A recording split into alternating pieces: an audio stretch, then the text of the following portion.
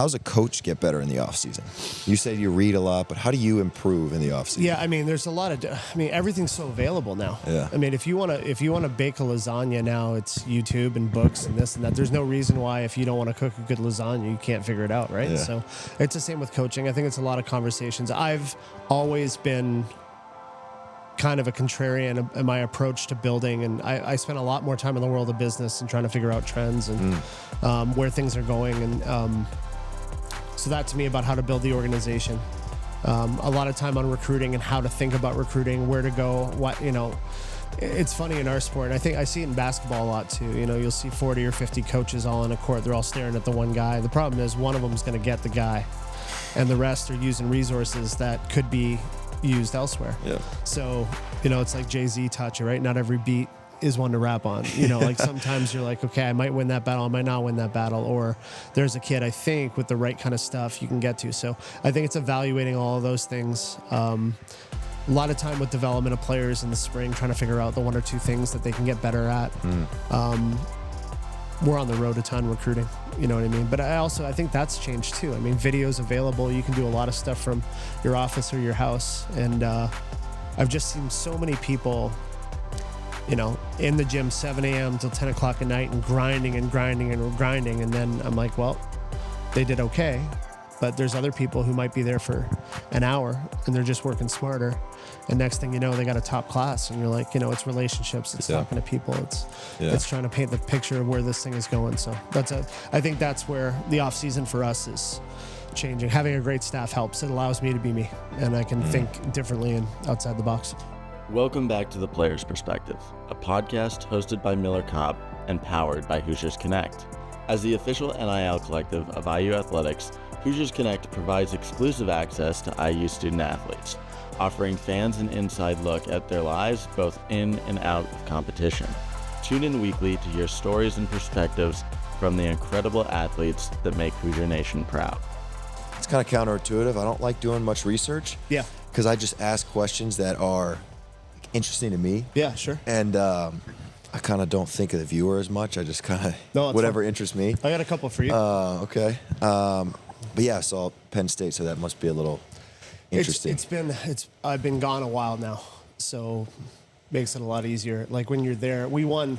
So we were in the Final Four in 2012. We won in 2013, and then I took the job at Maryland 2014. And I was 32, 33 years old as a head coach. I was young, you know what I mean? And rebuilt that, and then came here and rebuilt this, and we're doing okay. Yeah, what everybody's told me, I won't say everybody, but people have told me, asked me about getting into coaching. Yeah. What advice would you have for players getting into coaching, straight into coaching? I think the prerequisite for being a great coach isn't necessarily being a great player. I think a lot of the people who are grinders, I always tell people I was a way better captain than I was a player. So better leader. I was part of 3 Final Fours. Yeah. But I wasn't the star. You know what I mean? And I think if you ask the guys I played with, they'd be like, hey, he was a great captain. My head coach at Penn State always says I was one of the best captains they've ever had. And so much of that was just about getting the vibe of the group and checking in with guys and doing a lot of stuff that I thought was instinctual to me, but I guess isn't across the board. Some really, really, really good coaches have never played the sport. When you see with football and basketball and stuff like that, and, volleyball is the same. There's some guys who are like baseball guys or, just kind of fell in love with it. So that's been interesting. Find a mentor. I got really lucky because the head coach at Penn State was there for 44 years, won 7 titles, kind of like a father figure. And he, from the very first time we sat down, I always thought I might get into coaching, but I got a business law degree. So for me, it was like, maybe. And then he sat me down and he said, you got to try this. And I think I got my first job, I was 22 years old. So it was young. Wow. What about that conversation made you make that decision? I joke with my friends and family. I've been trying to get out of the game for 20 years. I can't. You know what I mean? You're kind of in it, and you're in it at a level where you're still chasing, you're still excited, and you still want to coach, you still want to train and be in the gym. So I don't know. I think I could do a lot of different things I've thought about a lot of different things, but and I guess the other thing too is a lot of coaches, you're not going to inherit, IU men's basketball as a first-time coach. It's just not going to happen. You're going to have to find your way. So I got a little bit lucky. I skipped the line in some respects, and then was able to go back to my alma mater and have success there. And then I had to take over programs. Maryland was dead last in the ACC when I took it over, and the Indiana program here had one win in the Big Ten, and it was daunting, right? You're going into something, and you're like, hell. So we've gone from 14th in the league to 6th. And then they added the 4 West Coast teams. Yeah. And as you know, like winning in the Big Ten, especially on the road, it's tough. It's a whole different deal. So, I haven't picked easy. I think that's a thing I've always kind of wanted to go and do. And then I love the business side of building. So that was the other side of it: student sections and recruiting. And you got to fall in love. Like 90% of my time has nothing to do with practice planning now. The staff does a lot of that, and I'm doing almost everything else. What goes into rebuilding something? Like, so when I envision you getting the job, you signing the papers, and you getting on the flight, and you walk in the front door, and you sit down in your office, probably bare bones in there. What are you thinking, and what's your first move? Because I put myself in those shoes. No, it's fair. What do you do? During the interview process, you're trying to assess, can you build a vision of a place that you think can get it done? Mm-hmm. So, if you talk to people, and it's funny, a lot of people say if you're going to take a job at a place that's got great tradition, because there'll be alums and there'll be people that are really involved in helping out. Women's volleyball is a younger sport, and both Maryland had fantastic coaches and players, and IU had fantastic coaches and players, but a lot of it is trying to assess, okay, how do I tell the story of where I think this can get to? How do I paint the picture of that, right? Finding out who's on the roster and who's not. And that, Miller, that's changed. That whole thing has changed now. So whereas you guys in hoops and football, it's NIL and what's happening next year with everything. It's so fluid for us too. So initially it was you could recruit kids, and how I was able to kind of get better at Maryland early was recruit young kids, 9th, 10th grade. Then the rules change. You can't have any contact with them until their junior year. Wow. So that changes. And now, obviously, the financial side of everything is really unique. So personnel is big. Support from the administration is big. You have to have a great administration or it's not going to work. They got to believe in what you're doing. It's really important. Scheduling, as you could imagine, like who you're playing and why. Because you can get some wins early, but it's not going to help your RPI, and that's a whole different conversation. So, there's a lot on the table. If you're in the middle of this wheel, there's a lot of spokes that are really unique. Yeah. Is that something you lean on your mentor with, for? Yeah, a little bit. He would have been a great manager of baseball or basketball or football. Wouldn't really matter.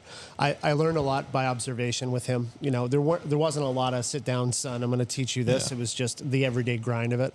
And a lot of it is evolving. I do a lot of reading. I do a lot of stuff on. I think I'm a good volleyball coach, but I think I'm a great builder. And so, I have a great staff. They train at a high level. Recruiting has always been something I've enjoyed. I think there's a lot of better volleyball coaches in the country, but I've been able to uniquely kind of get to places and make them better than what they were. When you talk about making something better than it is and it was, I think of standards. I think of culture. I think of the things that weren't there. You've seen probably programs get turned around with 80% of the same players. Right. The other, part of that isn't the players is not usually the X's and O's, but the culture and the energy behind it and the vision, like you said, the story you're building that people can believe in. What goes into building those standards, setting that culture, and, kind of having non-negotiables, if that's even a thing. Yeah, and that's changed as well. I think the last 2 rebuilds I've done, when you get a job at this level, something isn't going right. They're not winning, or the culture isn't great, or who knows. There's a myriad of reasons, or a coach is just moving on, or they're taking another job. So, it was always, for me, I always talked about baking versus microwaving. It's going to be slow and steady.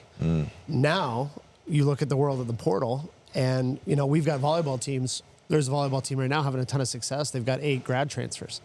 And it's okay, that's one way to do it. And that's going to be every year you might be doing the same thing. That to me is so very different than when I got into it. it's becoming a lot more transactional, as you can imagine. It's like you're finding talent, you got them for 4 months, they're moving on. So I still, not that I'm super romantic about it, but I still think that watching a kid go from, Cam Hayworth is my setter. She comes in, she's young, doesn't have a ton of experience, goes from decent to good to All-American her junior year, and, she'll be a pro now. Like, I love that, seeing those players do that and grow. Yeah. That's always been cool. And I think that's where it's at now. So it's trying to figure out, just like every coach in college right now is trying to figure out where this thing is headed. I mean, you do a lot of reading and you do a lot of conversations with people way smarter than me, and they have no idea which way it's going to go. So you're just kind of hanging in there. That's a wild transition to go from 10 years ago to now. Mm-hmm. I can imagine that's nuts. And that brings me to my next interest. Okay. What's something you've changed your mind on in the last 5 to 10 years? I think balance, and it was really, really hard. I think my mentor would send an email at 5 a.m. and I'd get to the office at 7 a.m. and he's like, "Where are we at?" I guess I've been a grinder, and I mean, 365 days a year, it's hard. Wife, kids, family, friends. I've missed a lot of stuff because I've been so into this. I met with a kind of a life coach, corporate exec coach. And her line to me was, you can't pour from an empty cup. You have to take care of yourself. You have to make sure you're in a good place. I think a lot of early chasing it, especially when you're taking over a program young, is you're trying to prove to yourself you can do it. That you can win matches, that you can go, head to head with elite coaches and elite programs and find wins. But I would be in the office early. I wouldn't sleep very well. I still don't sleep very well, especially during season. But yeah, now it's a little bit different. Like, I'll see the kids in the morning and I'll work out and I'll read and I'll get to the office a little bit later. You don't feel, maybe that this is, I was thinking about this when I was coming to meet you. I have this yin and yang that I've always had between immense amount of gratitude for the life and the thing we get to do.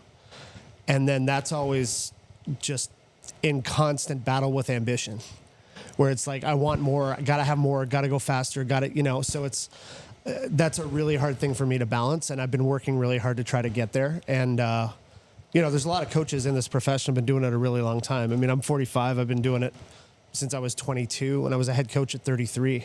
So, a lot of I have a ton of experience in it, but I don't consider myself that old. And I think I could be doing this for a long time, but you got to evolve, you got to change. And that's something I struggle with for sure. Yeah, that's something I've struggled with as well. Right. I'm sure you struggled with that in your playing career as well. Yeah. Because those things, it's a huge blessing, but it also can be something that holds you back, like a rock on your, balloon that holds you down a little bit, because of it can help, that ambition can help you get to a level. But for me, even playing, is that ambition, that want and drive for it, for more, to succeed, to be, maybe it's the underlying want and need to be perfect, right? Which is impossible. Yeah, wrong sport. Yeah. And wrong line of work. No doubt about it. I mean, if you're making 1 out of every 3 3-pointers, you're a Hall of Famer. Yeah. It's you're gonna miss more than you make, right? So It is what it is. So that drive and ambition is what helps fuel you. But also, if you had never have the ability to sit back and take a deep breath, then you're going to go crazy. Yeah, there's not much relax in my game, when I'm at home, I'm always thinking, my mind's always going. I think my parents have always been like, why don't you just chill out? I can't go on vacation. I can't sit on the beach. I'm just not that guy, so that makes it tough. But I think it's an important part of what you said about, if you're going to take something over, it takes an extraordinary amount of effort to push the rock up the hill. Yeah. Once you start getting better players and having success and can recruit, and you're a good coach if you got good players. It always comes back to recruiting. Yeah. And that's why the rule changes and everything that's happening now is so unique, and people trying to figure out how to be good in this space now is going to change the whole concept of it. But yeah, man, the balance part is tough. What do you think goes into being a good recruiter? I think you've got to be a great storyteller. And I think you've got to be able to paint a vision of what you see, not only for the program, but for the athlete. You know, it's, if I had $1 for every kid who was like, I want to play in the national team, I want to be an Olympian, I get it. You got to make sure you recruit kids who have the drive to do what they say they're going to do. You can't be their engine. You just got to steer. And then painting a picture for them of what, you know, what freshman year can look like, what sophomore year can look like, all the way through their pro careers. You know, you've got to be able to see it in them a little bit before they see it. And I think great coaches, and it's not about inspiring so much as just being like, listen, I think you could be pretty darn good at this. And I think there's countless players that have had that might have thought, hey, I could be okay. And I think it's important that you tell them, hey, this is going to be hard. It's not going to be easy, but you chose this. And if this is what you really want, this is how you can get there. I think that's a big part of it. Building programs is a big part of it. I mean, when I took the job in Maryland, I had a dozen friends tell me, you're out of your mind. You know, I was at Penn State coming off a title. Probably could have been there a really long time. I wanted the challenge of it. And then my 4th year in Maryland, we beat Purdue, we swept USC, we're good. And then I take the job here, and it's the same thing. They're like, you're never going to win there. You know, they don't care about this. They've never. I'm like, well, hey, I think we can. Great state, lots of really good volleyball, lots of really good volleyball around the state. Unbelievable school. We've had some, you know, Jay Wilkinson and those guys have really helped and with the building. And I mean, during your time, and you were here, but volleyball used to play 2 miles off campus at a building that was not great. And so when I took the job, the plans for this thing were in place, and I was like, hey, it's being close to basketball. This is a basketball school, right? So being close to basketball is kind of the heartbeat of. Although Sig seems to have a different story for us right now. He's hot, but no, I think being close to campus, being part of it, and being valued was a really big deal. I remember 2 things. I remember during y'all season, I'd come in at night and just throughout the year, I'd come in at night and shoot and stuff. But when you guys would have games, the parking lot would be packed, and I wouldn't be able to find a spot. Yeah, that's and I'd cool. be kind of pissed. Yeah, that's cool. That was a big awesome. thing. I mean, the student section for me was a really big deal. I wanted to connect with the students, so our student section's unbelievable. But yeah, we're starting to sell out and sell out and sell out, and you know, it's a sport where you're on top of the play. I mean, you're really, really close. It holds about 3,000 people. It's not the biggest stadium, but it's pretty intimate when you're in there. There's a lot of really, really neat people in the community who are behind it now. So it's been fun. That's awesome. Yeah. And then the other thing that you said about recruiting is like kind of showing belief in a vision in somebody that they don't necessarily see yet. That strikes a chord with me, because when I was in, I think it was 6th or 7th grade, I had a guy called, you know, he's one of my earliest basketball mentors.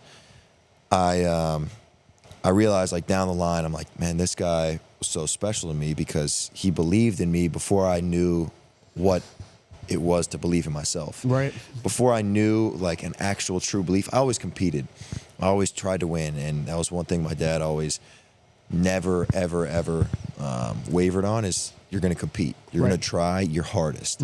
Win, lose, draw, it doesn't matter. You could get dominated, but if you didn't, like, put forth full effort, there's a problem. So I know after every game or every practice, and, you know, he'd ask and just make sure. He's like, hey, did you try your hardest? And I'd sometimes be like, no. Okay, well, next time, let's do it. No, it's funny. A lot of times as an athlete, you can't put the pieces together until after you look back and you identify the people who, you know, a lot of the kids we coach, and I think you'll look at it too, is like they'll be a pro and then they'll look back and they'll be like, there's these milestones or guideposts or conversations or things that happen that kind of trigger you to get to where you need to get to. So, well, that's the coolest thing about coaching, I think, is you have this, and like you said, it's the hard part about it being kind of fighting to be more transactional nowadays. Yeah. I think it's, you know, can be at its core. What's beautiful about coaching is it can be transformational and not transactional. And so, like, I've been on, and I'm sure you have too, has been on the other side of the transformation. Yeah. Where a coach has poured into you. I remember my freshman year, my 3, the freshmen in that class, we were struggling. Like, it was in the early, it was like middle of the summer workouts, we were struggling. And one of our assistant coaches invited us over to his house, and his wife made cupcakes. Funny. And we were just there, and we were all like, kind of like, dude, like, and this coach was like, kind of a tough, like he was a hard ass. Yeah. But he invited us over, and we were like, dude, like, are we in trouble, or did we do something wrong? Like, we are checking our grades and stuff. But we went over there, his wife made cupcakes, and we just talked, and we just had a good time. And so that whole year, and that whole time we were there, whenever things got a little rough, a little shaky, he'd just make a joke about the cupcakes, and we just kind of like move on. Well, he's human. Yeah. I mean, that's the hard. I mean, we win, we lose. I go home. The dog will love you, but my little guy recently. I've got 3 kids, but my little guy recently found out that Daddy sometimes loses. And that was heartbreaking. And I was like, hey, man, I've lost a lot, like over, X number of years and trying to build stuff. And then when you win, it's like yay for 2 seconds and they move on. My wife's a chef, so she didn't come from sports. So, we'd have a heartbreaking loss and I'd come home and she's like, cool, what are we eating? Like, just moving on and trying to find some balance. I think that's important. Yeah. But it's, you know more than most people I ever talk to. You spend so much time with the staff and you spend so much time with a team. I've spent more time with athletes building this thing at Indiana than I have with my own kids. Just straight time and traveling and going around the world and doing that. So what you give is extraordinary. And you just hope that, the relationships are good and they look back and they go, yeah, it made me better. Yeah. That's the coolest part is I've been able to look back and say, man, I've had some cool coaches, some cool just people around. And even one of the guys here, Isaac Green, who I lived with for a month this season and trained with and stayed in his extra, bedroom. Was awesome. So stuff like that is what makes this thing really cool. And I had another one because I just came off my first professional off season. How's a coach get better in the off season?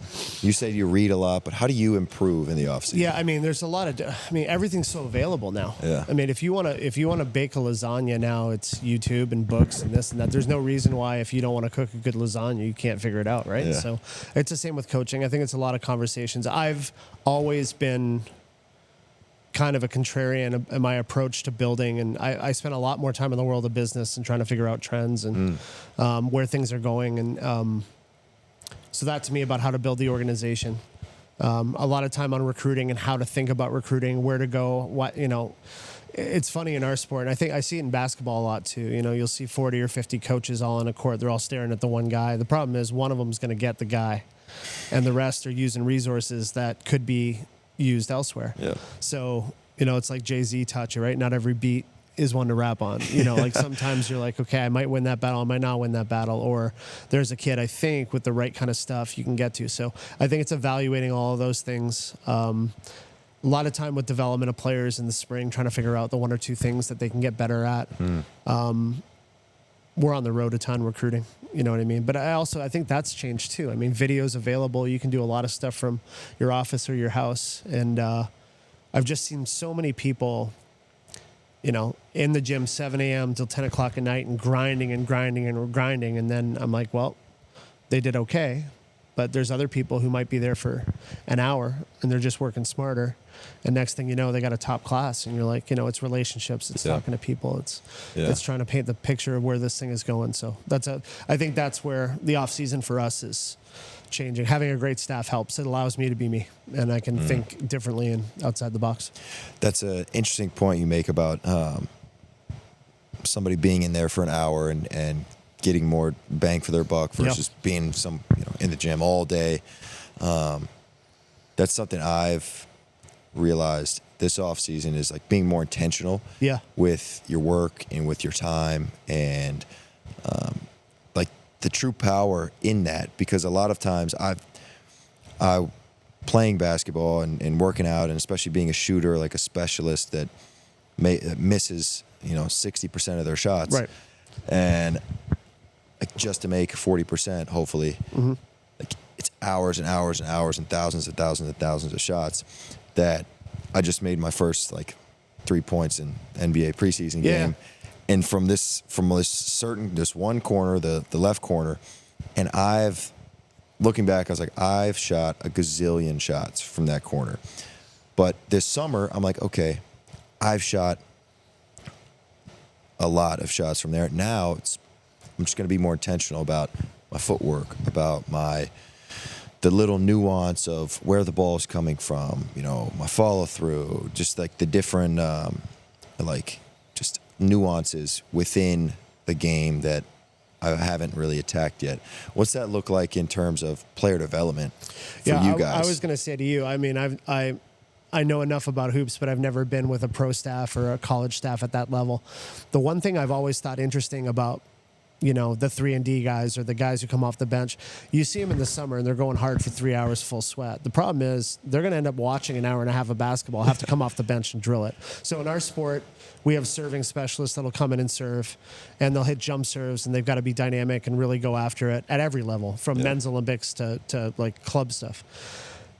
How you train that is really unique, because it can't be you're in a full froth and you're in the rhythm of the game. It's like, hey, you're popping in and you got to be able to make a shot or defend. How do you keep your mind in it, and the scouting report and what you're doing on double teams and who you're kicking? Like, all of that stuff is so much harder than people think. And then the guys who are allowed to have been in the league, the vets, they kind of jog up and down for a bit, get their feet, but they've earned that right because they've been awfully good for a long time. So I think how people train is always unique. And then full speed, right? You see a lot of people who will be in the gym for 4 hours and they're doing their thing, but it's just not game speed. It's not intentional. That was the best way to say it. So I think that carries over in every sport. What does, how much has being an active learner helped you in your career? Massive. I mean, that's something that attracted me to your whole approach, from how you were as a player to the stuff that when I see your stuff on social, and you've got your approach is really unique, especially for a guy your age. I think it's just, one, it's phenomenal. It's attracted me to what you do and how you do it, but man, you got to think outside the box. You got to fuel yourself with different stuff. You've got to be around people who are going to tell you, hey, that's not the way to do it, or this is the way to do it. I think so many people, if you're a basketball coach, get outside of the basketball world a little bit. It was a great story. We just played Oregon, and they were telling me, the former volleyball coach was telling me about Chip Kelly, the football coach, and he would sit down with them and talk football offense. And he's like, man, it's the same concepts, and their offense at Oregon for a while. We played them in a Final Four in 2012, and they're all over the place, and there's crossing patterns, and you learn a lot of it from football. Wow. So I think there's a lot to be learned. I'm a Toronto guy. So I love hockey, how that sport works. I look at basketball, and I look at guys setting picks, and how hockey is moving the puck, and you've got to be where the ball's going to be, and there's a lot that translates. So I think for coaches and players, having the ability to do that in that space, and then read and consume stuff. This is a generation spends so much time on their phone watching content, and a lot of it's funny and a lot of it is cool. But if they just spend a little bit more time maybe taking some stuff that could help them long term, I think that would be a positive thing. Yeah, that's awesome. I always have like a list of questions kind of like in my bank whenever I meet somebody. Just could be a coach, could be a player, could be a business person. And the working intentional in full speed really is something I learned in the off season when I was after summer league. I was in an airplane. I was actually had my Indiana backpack on, which kind of started the conversation. But this guy came up to me and goes, you go to Indiana? I said, no, I used to. And turns out we start talking. It's like 5 a.m. for our 7 a.m. flight. And he was a scout. Or no, one of the assistant coaches for the Milwaukee Bucks. Okay. And we start talking, and I start asking him about player development and the best shooters he's ever worked with. And he said, the best shooter he's ever worked with, he said, you will not believe how fast this guy works out, like how much pace this guy works out. And the same thing with Steph Curry. I was lucky enough to do a workout with them like 3-4 years ago, and I asked the coaches, I said, what do you think I need to work on? Like, what can I improve on?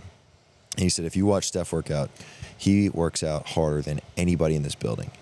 He moves faster than anybody in this building. And so I'm always intentional about that with my workouts is I'll walk back to my spot, but once I get there, I'm trying to go full speed in that rep. And something that Isaac Green has told me is that each rep is its own masterpiece. Sure.